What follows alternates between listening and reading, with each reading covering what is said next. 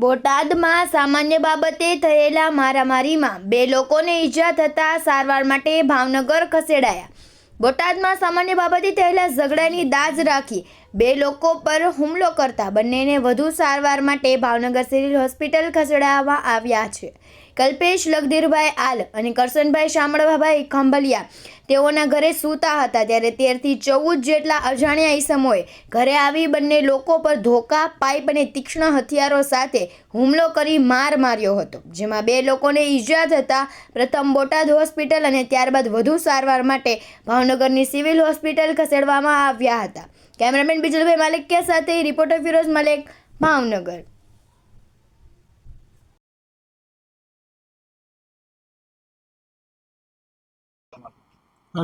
કલ્પેશ હું માર્યા ગમે હોય 13-14 જણા હતા।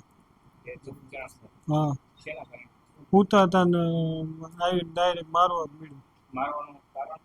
કાંઈ નહીં, કોઈ બોલ્યા છેલ્લા નહીં, કાંઈ નહોતું। બોટાદ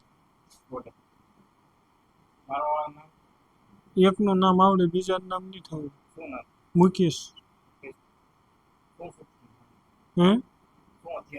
હથિયાર હતા, એક પાઇપ હતા, ધારિયા ને એવું હતું। મારું નામ જનાભાઈ કરશનભાઈ ખાંભલિયા, ગામ બોટાદ, રેવી ઢાંકણિયા રોડ।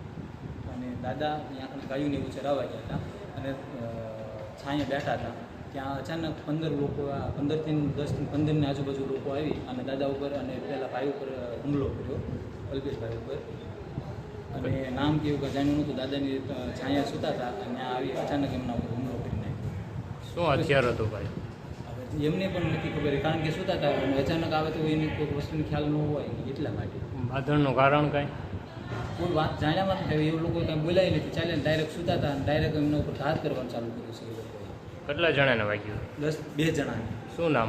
કરશનભાઈ શામળાભાઈ ખાંભલિયા અને અલ્પેશભાઈ લધીરભાઈ આલ। ઓકે, આ વિશે પોલીસ ફરિયાદ કરવાની જરૂર। કઈ જગ્યા રહ્યો? બોટાદ કન્યા રોડ કામેશ્વર। શું બનાવ થયો?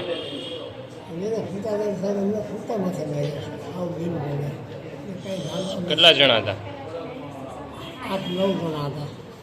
ઓકે, શું માર્યું? વાત કોઈ ખરીદ્યા ને આવું